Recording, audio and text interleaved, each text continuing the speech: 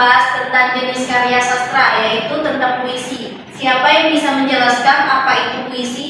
Saya, Bu. Itu karya sastra yang menggunakan bahasa yang indah, Bu. Tadi yang dibilang Amel tadi, puisi ini merupakan jenis karya sastra yang menggunakan bahasa yang indah dan penuh makna.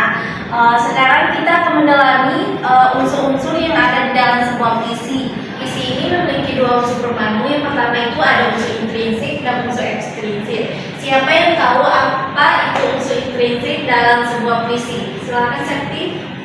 Jadi unsur intrinsik itu unsur yang terdapat dalam puisi, Bu, seperti tema atau amanat. Sekali dibilang Sakti tadi, unsur intrinsik ini adalah unsur yang ada di dalam sebuah puisi. Nah, supaya lebih paham, kita lihat satu buah contoh puisi.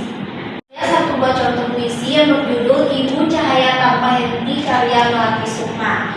Nah, setelah kita melihat sebuah puisi ini, unsur intrinsik apa yang kalian temukan di dalam sebuah puisi?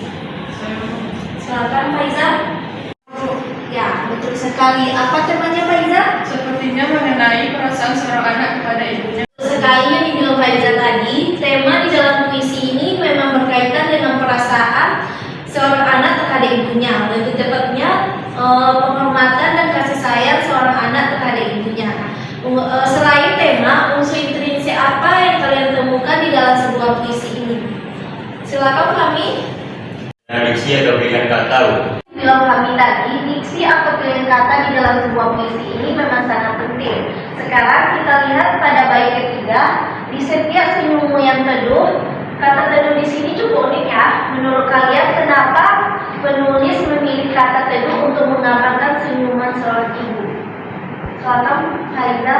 Karena kata teduh itu menjelaskan ketenangan dan perlindungan yang diberikan ibu dalam senyumannya, Bu. Sekali dibilang Faiza tadi, sekarang kalian sudah mulai memahami makna di balik pilihan kata. Kata teduh di dalam puisi ini memang menyiratkan ketenangan dan perlindungan yang diberikan ibu dengan senyum dan kehadirannya. Perhatikan lagi pada bait terakhir. Ibu, kau adalah cahaya yang tak pudar. Menurut kalian apa makna di balik kata cahaya di sini? Bu, silakan Fadila. Saya itu menggambarkan ibu sebagai sumber inspirasi dan harapan, Bu. Betul sekali dibilang Fadila tadi, kata cahaya di sini memang menggambarkan seorang ibu sebagai sumber inspirasi dan harapan yang selalu ada meskipun dalam kegelapan. Sekarang giliran Fahmi. Dalam puisi ini, imaji atau gambaran apa yang muncul ketika kamu mendengarkan kata senyummu yang teduh dalam puisi ini? Gambaran senyum ibu yang menenangkan, Bu. Jadi seolah-olah saya dapat melihat senyuman itu sendiri sebagai sumber keteduhan.